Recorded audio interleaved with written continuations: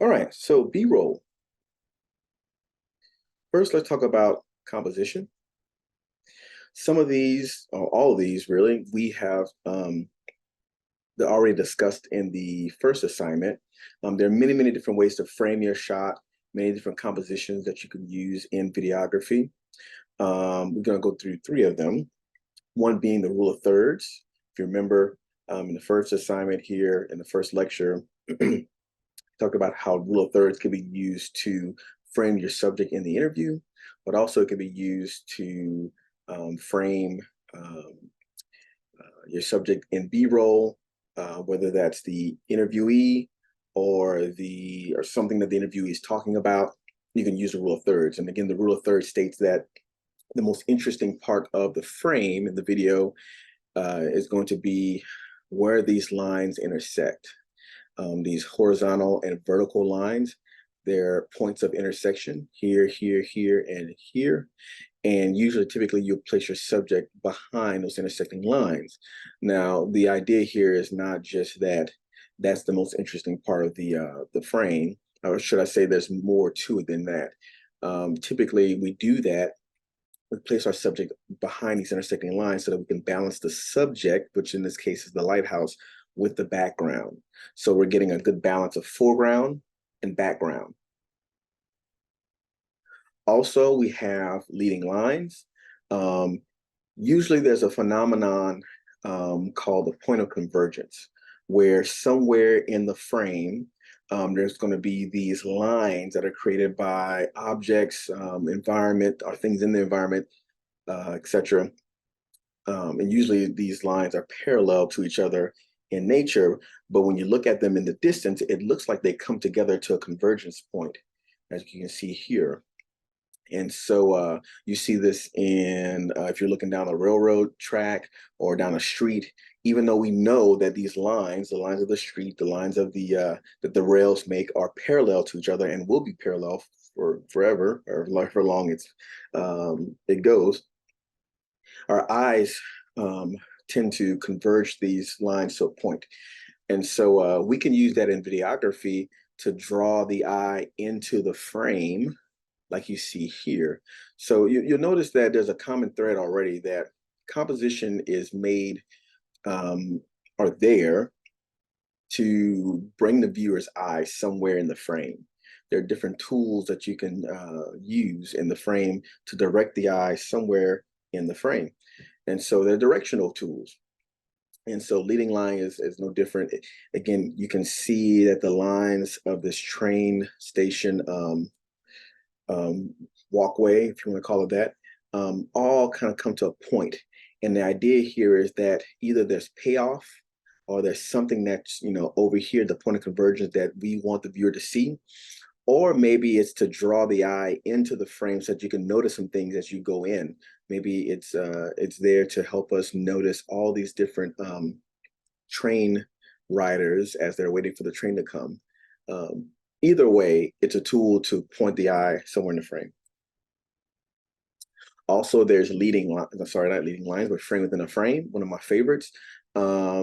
It's like its name entails. There are frames within the main frame that, once again, help the viewer find something in the frame, or help should I say, the videographer in this case, point the viewer to somewhere in the frame that they deem important in terms of the story. Maybe it's to showcase figures that are inside the main story, or to point out something important in general. In this case, we see the continuing with the train motif here. We have multiple frames or these windows inside the main frame, the frame of the camera, and each one of these frames showcases a different subject. We have 1, 2, 3, 4, roughly, a little bit more subjects in the frame. And what's interesting is that each one of these could be their own individual image, right? But again, the idea here is that we're pointing, or using rather, the frames within the frame to showcase these subjects, which are, which I would think that they're part of the story in some form or fashion. At the very least, it's aesthetically pleasing, right? To see, these individuals framed in this way, which brings up another point. Composition, or these framings, help to bring visual variety, help to bring or to make the footage in this case more interesting. So they serve multiple points here. When you are shooting your B-roll, make sure that you try not to break the line of action. So if you're shooting someone, say baking, let's say, and you're shooting them in the kitchen, you want to take the camera and keep it on one side, right? We're going to have different framings where we're going to shoot wide, medium, and tight. We talked about that before as well, keeping the camera moving and changing the framing of the scene. So we might have a tight shot over that person or that chef's shoulder, looking at them mix eggs or some kind of ingredient. We might have a wide shot of the whole kitchen itself. Either way, you want the camera to stay on the same side of the subject. That way, it's not jarring to the viewer.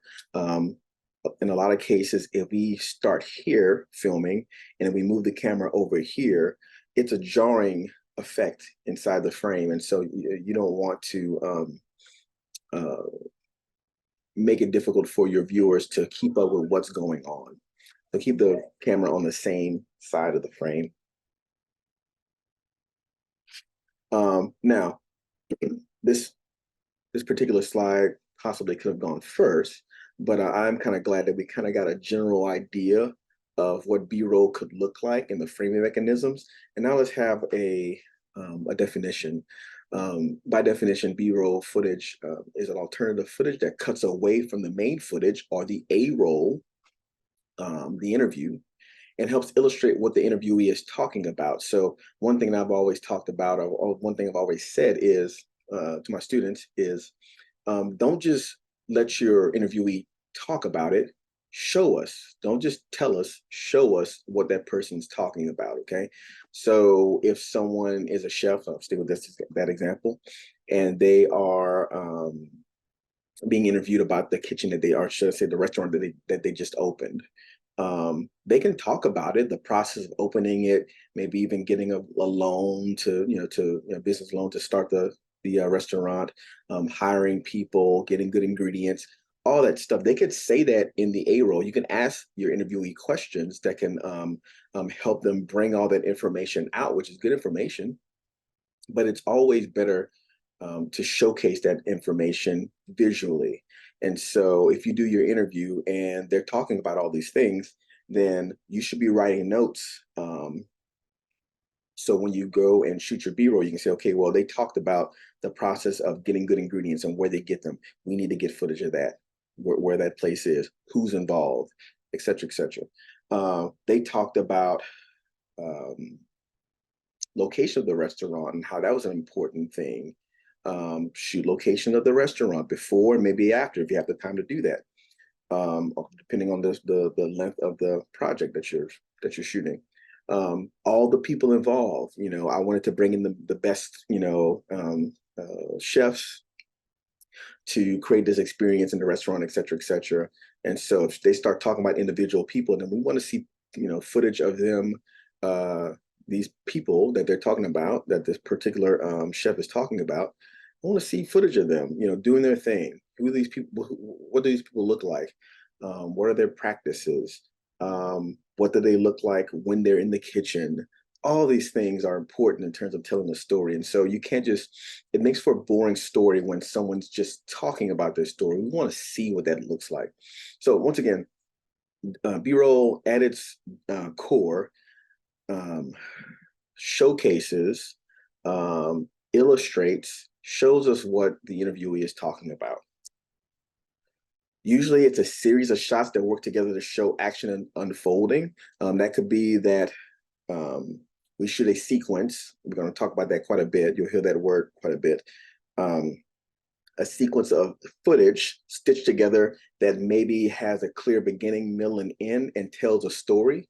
It could be just individual shots of places, things, etc., that have something to do with the main story too, but isn't necessarily a linear sequence or narrative sequence.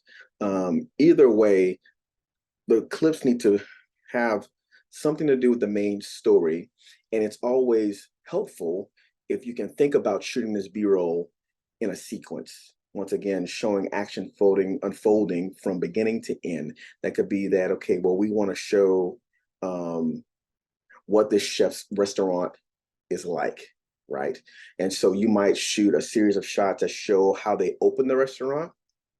You might shoot a series of shots that show what the workday is like, you know, the ins and outs, taking in customers, sending them down to a table, taking orders, preparing the meals, et cetera, et cetera. You want to think about this in a kind of a linear narrative.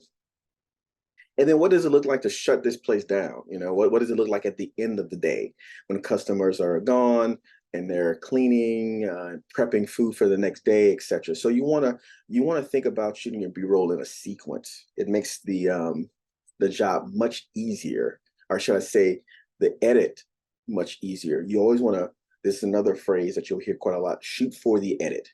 Think about how you're going to edit this story together visually while you're shooting it, and even before you start shooting it. Obviously, when you shoot B-roll footage, especially in sequence, it helps promote continuity. It makes the story make sense when you think about it in a linear fashion. So always think about that. And it compresses time. Whenever you're shooting B-roll, you're going to be getting wide, medium, and tight shots. You're going to be thinking about the sequence and how to showcase this action from beginning to end. And you're going to edit it in a way that compresses time, right? We're not going to have these long takes of just one shot. There's not going to be a long take of just the kitchen, of action going on in the kitchen. There's not going to be one long, wide take of just the dining area. We're going to keep that camera moving. We're going to showcase short snippets of different aspects of the story and stitching that together to keep the pacing moving, okay? You'll know if you're not. A clear sign of a bad edit, let's say, is when you have a shot that stays in the same spot or in the same location for a long period of time, or some action that you're shooting, we stay there for a long period of time. We don't want that to happen. We want to keep the camera moving, not literally moving the camera around only, but editing our scenes in a way that reveals detail in the story without keeping us in the same spot. So it compresses time when you edit in the right way. And of course, it makes it look more professional when you do this way. It's not just setting up the camera and letting it go like a novice would. You have a control over the narrative, the visual narrative, and what that story is going to look like. Typically, B-roll also is used to cover up jump cuts. And so we can see here, when you're in your editing software, whether that's Premiere, we're using CapCut in this particular course, or whichever editing software you're in, usually in the timeline where you place your clips, there's going to be a setup that's generally like this, where you'll lay out the A-roll and all the good sound bites that help tell the story. Everything that we shoot in the A-roll is not going to be used. We have to be very selective and we have to discern what's telling the story and what's not, and cut that out. And once you lay it out, once you have these sound bites butted against each other, there's going to be jump cuts. You've seen this before, probably in YouTube videos and other videos where someone is talking, a talking head, just like I'm doing, and there's been an edit where they've chopped out some content and they've taken another sound bite and butted it up against that. And what you get is this weird jump, right? Because people don't always stay in the same place. They might, anyways, there'll be a jump there. There'll be a visible cut. And so what we can do with B-roll is cover up those cuts, those jump cuts. And so if you have a sound bite and you have another one butted up against each other, which this represents a sound bite right here, this represents a sound bite right here. And so in between, we'll have that jump cut. So if in this section, they're talking about chopping vegetables, let's say, this is a great opportunity to place a B-roll sequence or even just one B-roll shot of this particular person cutting vegetables. Maybe it's a 3-shot sequence of them, a tight shot of them chopping vegetables, a medium shot of them like chopping vegetables from another angle, maybe in a wide shot of them chopping, showcasing the environment, the environment that the chef is in while they chop, et cetera, et cetera. But either way, this is a good opportunity to cover up those jump cuts. And again, B-roll is not just for supplementing the story and showing what the A-roll, what's being said in the A-roll is about. It can also cover up jump cuts. Jump cuts look kind of like this. So they're talking, and then we have clearly two sound bites butted together. That little jump in between is a jump cut, or that slight little edit is a jump cut. We can use B-roll to cover that up and make it look more professional. And again, this is not our typical editing software. This is Final Cut Pro, actually, which is an Apple editing software.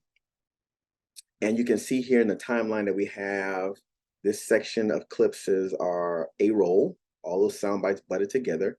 And as you're segmenting these into sound bites, you can see that there's little sections in between, and we're using B-roll to cover all that stuff up. This is the A-roll level. This is the B-roll level. Even though this is Final Cut Pro, many video editing softwares use a timeline similar to this. And so, excuse me, typically you'll have A-roll chopped up and then B-roll covering it on the upper level, the upper tier in the timeline. So again, we can shoot B-roll, right? There's a difference between B-roll and B-roll sequences. The B-roll are the individual clips of things that pertain to what's being said in the A-roll, right? It could be, for example, if we're using the chef example and we're inside their kitchen, right? We might shoot individual B-roll shots of the tools that they use, the knives, the plates, the oven, etc., just to kind of set the scene, right? To give visual information about what they use. So that's just individual B-roll clips. Also, you can have B-roll sequences, which again, like I said earlier, can showcase action. So that means that maybe we start with shooting the chef going into the kitchen, right? And they're gathering the next shot would be them gathering their tools, right? Cleaning the oven, that type of thing, putting on their apron, putting on the hat, etc.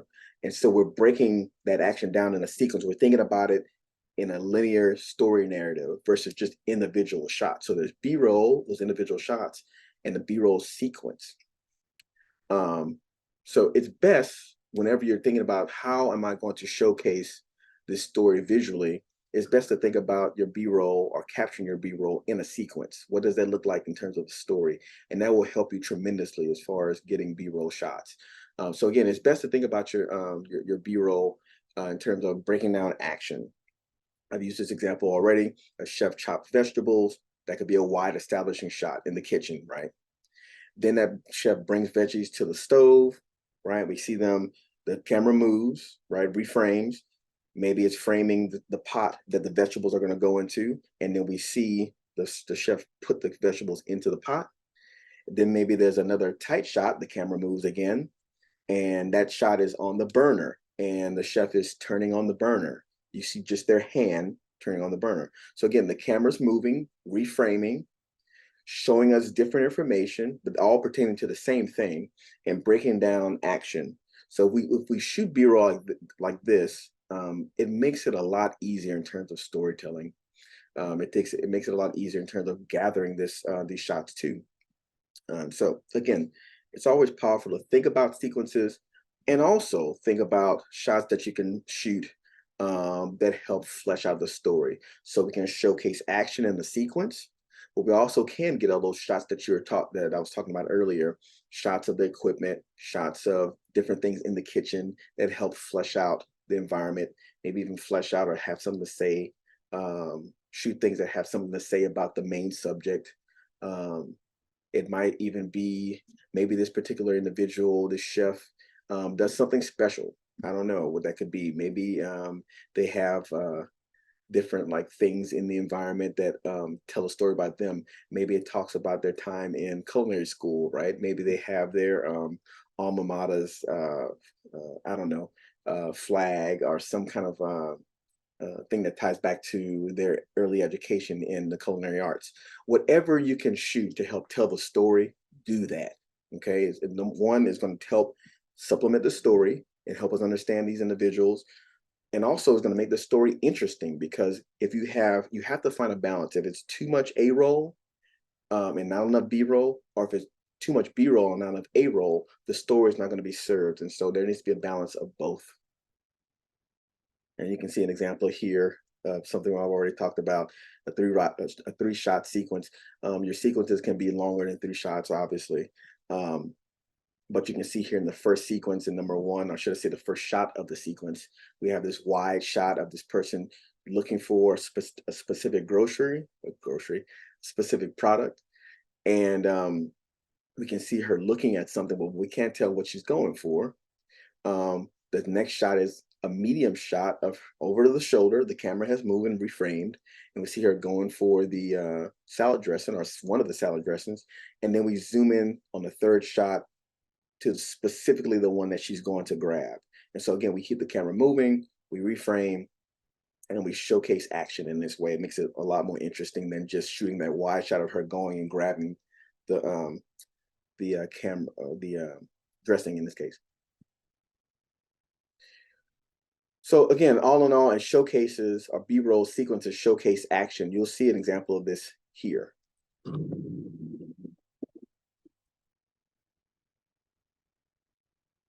Pack up your car.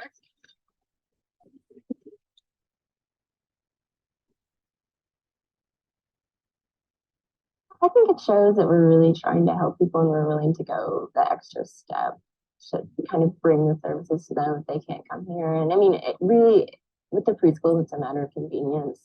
I mean, they're very busy.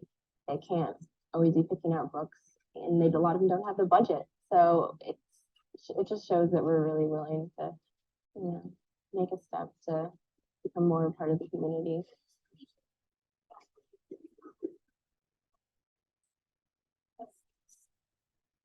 On this example, we saw that this library worker was bringing books to the community. And so you can see how the camera kept moving. It wasn't always the same angle. They made interesting choices in terms of camera placement. When she was putting the books into the car, they shot from the other side on the door open. And so they're keeping the camera moving. They're showcasing all the little steps that it takes to, in this case, bring books to the community, even as far as the little nuanced things of like putting the books on the cart, etc. It may seem useless maybe, or just kind of like too nuanced, but when it comes to shooting sequences, I don't think that there's anything that's not useful in context, right? And so any little nuanced thing that you can capture in an interesting way to help showcase this B-roll sequence is a good thing. Think about, again, what does it take to break down this action? Like, what does um, this thing that they're doing look like, even on a nuanced level? And once you start shooting all those little aspects, you'll never run out of B-roll footage. The key here is to not overwork yourself as far as B-roll shooting goes, but getting enough so that when you're in the edit bay, when you're sitting down on your computer and you're dumping all of your B-roll footage, you have lots of options to tell this story. It's not just this one note, really quick, hacky kind of edit. You have a lot of options. So this particular video, I'm only going to show a little bit of it. I will have it linked inside the campus classroom, and I'll show you this later on, but it's going to showcase what a full sequence can look like. And once you have a full sequence shot, you can see the different spots where the A-roll can exist. It's very, very helpful whenever you think well ahead of time. Well, if we are telling this particular type of story, we need to shoot this type of action in this way. In this particular example, I think it's a B-roll sequence of a young lady going to the grocery store in her local neighborhood, and it's shot again in a linear fashion, so you can see the wide beginning establishing shot all the way to all the mid and medium and um, tight shots, and then it ends in a wide establishing shot. And so again, there's a sequence there, a clear sequence. And again, once you see it, you can, I can see, I'm sure you will too, um, where a role can exist, where we can actually see the person being interviewed.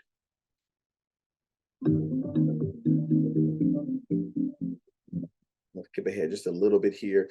In this video, the videographer is going to talk about his method of shooting. And again, I would highly suggest looking over this video, the beginning section, but I'm going to skip to the actual sequence.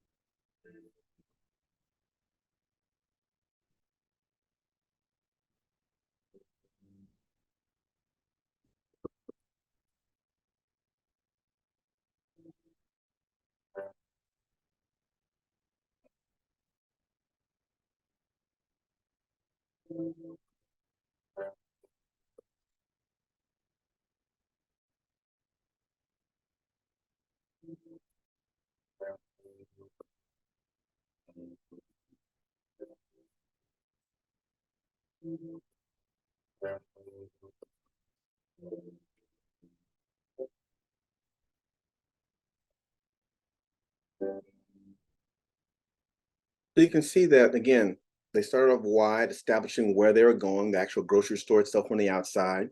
The camera went into the grocery store. There's another wide shot of her coming into the grocery store, and then many different medium and tight shots. They had some camera trickery going on there with some what we call a rack focus, where something is out of focus, but then we reveal what the thing is by bringing it into focus. There's a lot of different things that they use there to help showcase the B-roll in the middle. And in the end, they went back to a wide shot with the person interacting with the checkout employee or the grocery employee, and then another wide shot of her leaving the place. So you notice there's a pattern here. We have wide shots in the beginning, medium and tight in the middle, and then wide shots in the end. So it's somewhat of a sandwich effect going on there. Now, this was again a linear sequence from beginning to end. In the video, if you haven't watched it yet, the videographer talks about the importance also getting shots that are not part of the linear narrative, but also have something to say in terms of visualizing the story. So there were some individual shots in there of some of the products. There are some baked goods that he shot, some of the other products, some things in the store that can act kind of as filler in terms of B-roll, but again, are just as important as shots that are inside the sequence. So again, I was highly suggest looking at this video, and I'll show you where this exists in the Canvas Splash Room.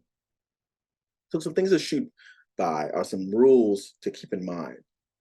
One, and I've said this already before, but just to hammer it away, shoot wide, medium, and tight. We've already gotten practice of this in the first assignment. Shoot wide, medium, and tight. Don't sleep on keeping that camera moving and getting some visual variety. 75% of your raw B-roll should be close-up shots, okay? Close-up and medium shots. If you have a series of wide shots, things to begin to get a little stale, okay? And so most of your shots should be medium and tight shots, and we should keep the camera angle moving, right?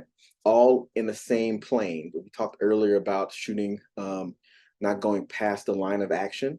So this invisible line that we have that's on one side of your subject, don't have the camera going on the opposite side. Keep it on the same in the same plane, but also make sure that we're moving the camera different angles to reveal different parts of the story. Do your shots have to be wide, medium, and tight in that specific order? No, not necessarily. Sometimes you might start the video with a, this kind of goes against what I said earlier, but sometimes you might shoot wide, right, to establish in the beginning of the video. But sometimes, this is the part that goes contrary to what I said earlier, sometimes you might start with a tight shot. It might be someone's eye, or maybe even just a tight shot on their face. And then that leaves the viewer thinking, okay, well, what are we in for? What is this? And then you slowly reveal the camera, or should I say back the camera up to reveal what's going on. And so it doesn't always have to be wide, medium, and tight. Typically, from my experience, it's when you're shooting these videos, there's a wide shot there to establish where we are, especially when you're talking about documentary, interview, film, and then we go medium and tight in between, and then a wide shot to have an outro or conclusion. So it doesn't have to be in this order, but typically it's a wide, medium, and tight type of structure. Notice also in this example how the camera keeps moving. We're shooting the same individual, this busker violinist, street performer. Notice how many times the camera moved, and yet we're shooting just the same person. Wide shot, right? Tight again, even tighter.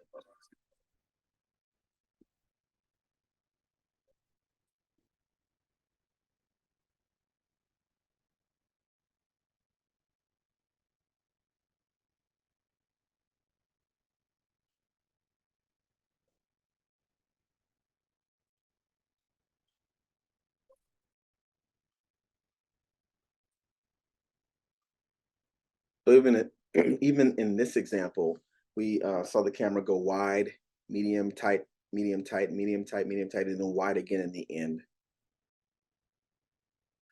Another thing that we should consider whenever you are planning your B-roll is, or even just shooting your B-roll, trying to shoot B-roll, even getting the process started, is a shot list. This helps us keep organized with our shots. This helps us to visualize how many shots we're going to need, what those shots are going to look like, where we're going to shoot them, who's going to be involved, et cetera, et cetera. This is very, very important, especially if you have a big crew. I say big crew, even like a crew of like 4 or 5 people working on a project. It keeps everybody on the same page.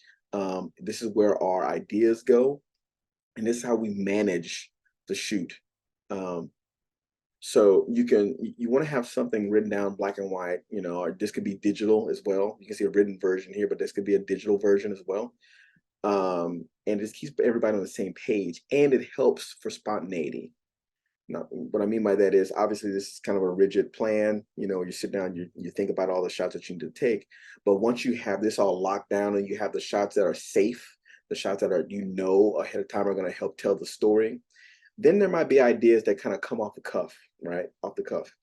And so this kind of allows for that space. The more organized you are with your shot list and the things you need to do to go out and get your B-roll, the more room you have to kind of play. And so very, very important. There is a shot list, a digital one connected to the instructions that I'm going to have you use. I'm going to suggest you use when planning your B-roll shot list, or when you're planning your B-roll. And I hope that that you use it to your advantage. So all in all, ask yourself this question while you're shooting or after you've shot. Do I have enough B-roll to help tell the story? Right? Have I, really looked at every angle in terms of visualizing this story? Or is my story falling flat? Do I find myself having too much A-roll when I look back at my edit? Do I see my subject too much? Okay, you can always hear your subject. That's fine. Have them tell their own story. This is the structure that we're using. We're not having the person asking questions or the interviewer We're not having their voice in the video. And so we're going to be hearing that person in the A-roll, but are we seeing them too much? Are we illustrating what they're talking about well in the A-roll, or are we just seeing a talking head? So ask yourself, is the ratio of A-roll to B-roll right? Do I have enough B-roll? Does my video display a clear opening, middle, and closing sequence, or have a, quite simply put, a beginning, middle, and end, both visually and in terms of the interview? So you should craft your questions with the beginning, middle, and end in mind, and you should shoot your video with a clear beginning, middle, and end in mind. So when it all comes together, there's a Sports Center feature that I've used quite a bit to show what all this stuff looks like when it comes together. What I'll do is I'll go ahead and put this in the Canvas classroom, and you can take a look at that. This will be more important whenever we get to the final part where we're editing the video, your A-roll and your B-roll together. But this would be a nice preview, I think, to what it looks like when everything comes together. And again, I'll put this in the Canvas classroom, and you can take a look at it and kind of get a good idea of what a full video edit looks like. It's going to start off like this. And what the thing I want you to keep in mind while you're looking at it is how they are sequencing, okay? How they are building their B-roll via sequences rather than just individual shots. In fact, what I'll do, I'll play the first intro sequence, and then you can look at the rest of the video on your own time.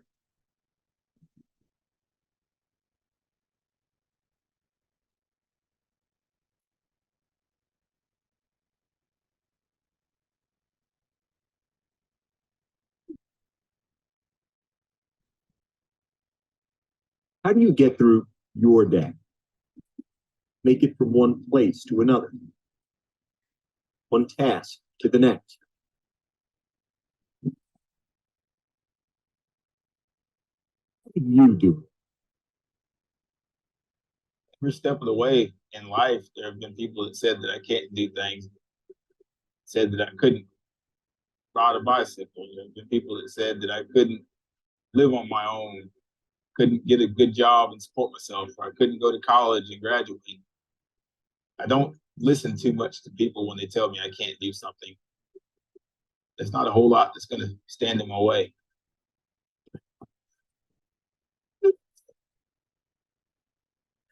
So, amazing story. Richie Parker's story is just, you can't say, I don't want any, after looking at this, I never want to hear anyone say, well, I can't do fill in the blank. If he can do it, anybody can. Amazing story, and more important to this discussion, this lecture, some amazing interviewing going on there, some great visualization in terms of B-roll going on there. And so it's a great example to look at. So with that said, let me go ahead and show you some important things that you need to know to get through this next module. For one, let me see here. All right, so we're in the Canvas classroom, and if you go down to the third module here, there's some videos that I'd like for you to take a look at.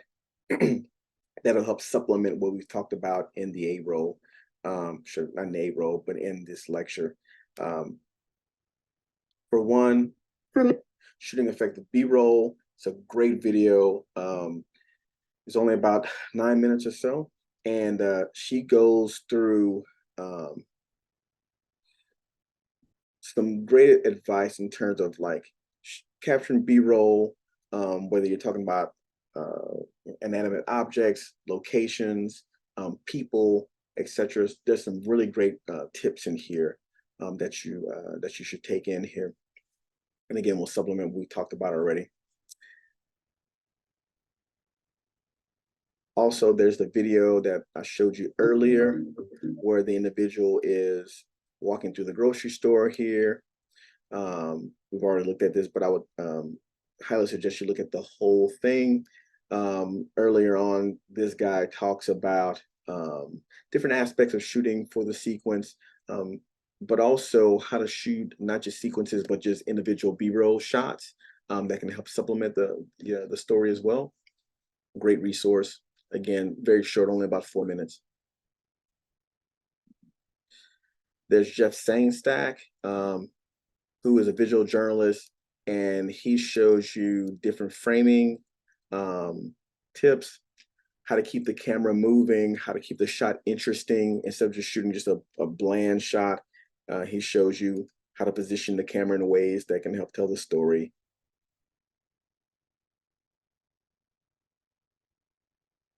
And also there's a last video here that talks about preparation as far as a B-roll shot list. This one particularly is a bit intense in that this Project BRoll documentary that was shot was pretty intense. They had lots of interviews, lots of B-roll to shoot, a 4 to 5 person crew. And so they had to stay organized to a T. And so this one's a little bit extensive for what we're doing in this class. However, I think that is a good education to see how they do it, and to more importantly see well, how important it is to be organized. And so take a look at this as well. It's only about 4 minutes. And like I said earlier, I'll put in the Richie Parker video, so you can take a look at that. And that'll be some more examples for you in terms of what this looks like when the A-roll and the B-roll come together, which when we get to module 5 down here, that'll be the final video edit where you're going to bring what you did in the assignment number 2, the A-roll, and what you're going to do in this assignment number 3, B-roll, bring it all together in a final edit.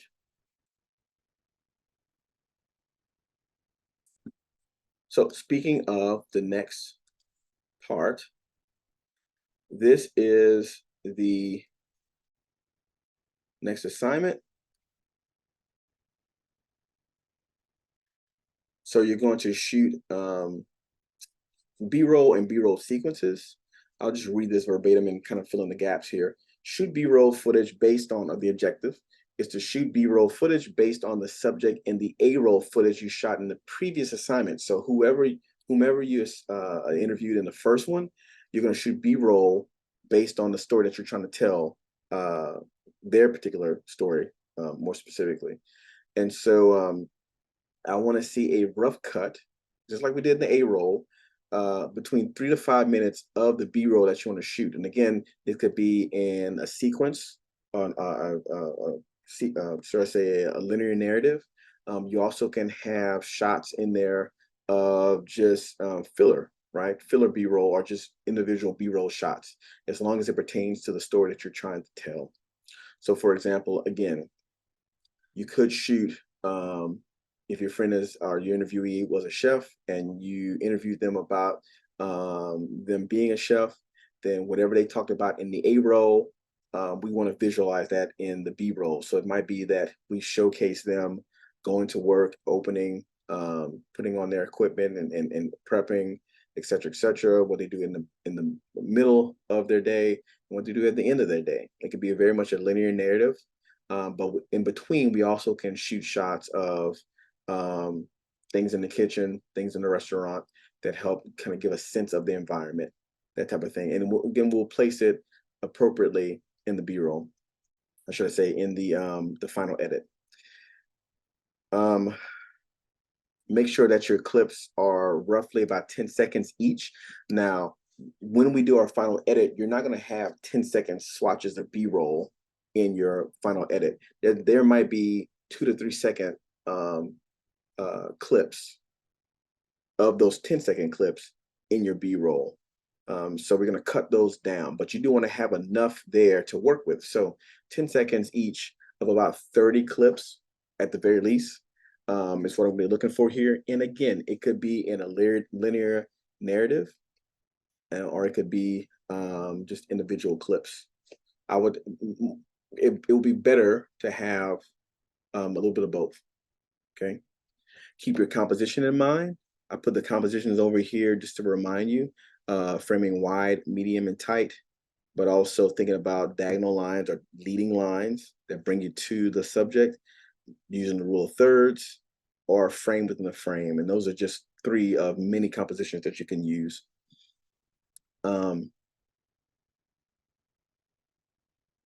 Keep the camera moving and make sure that you're using a variety of different positions and angles. Shoot, then move the camera, shoot, then move the camera, et cetera, et cetera. Think about having at least one pan or tilt.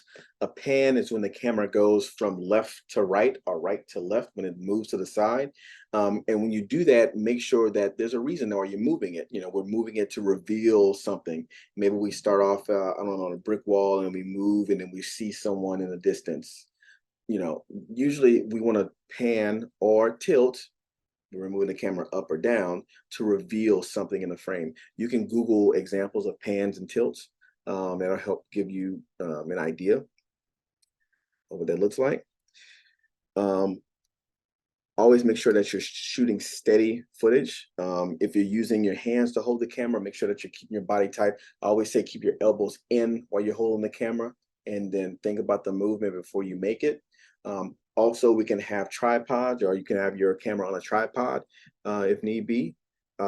Mostly though, if you're shooting B-roll, most times you're gonna have it off the tripod. Certainly, if you're shooting an interview, you want to make sure that your camera is on a tripod or on a steady surface. But just make sure either way that the camera is steady as possible. I'm going to be grading you on several things here.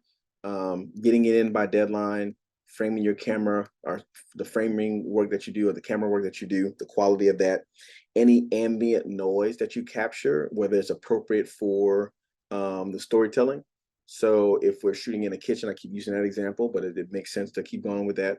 If you're shooting in the kitchen, what noises do we want to hear while we're shooting our B-roll? It might be noises of instruments, you know, the kitchen utensils and things coming together. Someone sharpening a knife, people talking in the kitchen, that type of thing.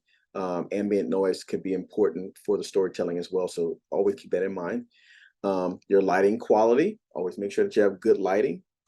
And then make sure that you have a sufficient amount of B-roll to help tell the story, okay?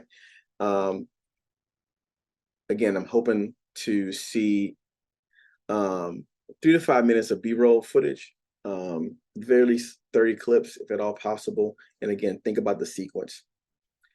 Just like the last video, you're going to export your video, or should I say you're going to edit your video in CapCut. Hopefully most of you, if not all of you, have downloaded CapCut and you're using that software on your computer. Make sure that you export your video with the following name, BRoll _ and then your first and last name. And then export that video, excuse me, with the following qualifications here: resolution 1080p. The codec should, and a lot of this stuff should be there by default, H.264 for the codecs, and then format MP4. To submit your video, once you have it exported, upload it to YouTube, just like the last video, and then copy and paste the YouTube share link in Canvas. Okay, and a lot of you guys have done this already. Some of you guys have tried to upload the video to Canvas itself. Don't do that. Upload it to your YouTube account, and then once it's uploaded and you've got it all named and everything in your YouTube account, share it to me via Canvas, and again, just paste in the link. You can see here that I got a B-roll shot list that you can use. It's a PDF. You can print this out and use it as much as possible to prep for your B-roll. This is just for you. Typically, I would have people turn this in so I can see what they planned, but this is just for you to plan. And again, the number of shot, the type of shot, whether it's wide, medium, tight, establishing shot, etc. Describe it here, where you're going to shoot it, and then another description just to kind of give some detail about that. And then you can read through the code of ethics here, things that you should do as a visual journalist, how should you conduct yourself in public in terms of videography, videoing individuals. There's a lot of cases where you you would have to get like releases for people to be seen on video. This is just for class, so you shouldn't run into any problems there. Even then, if you're going to shoot in someone's business or private area, please get permission before you do so.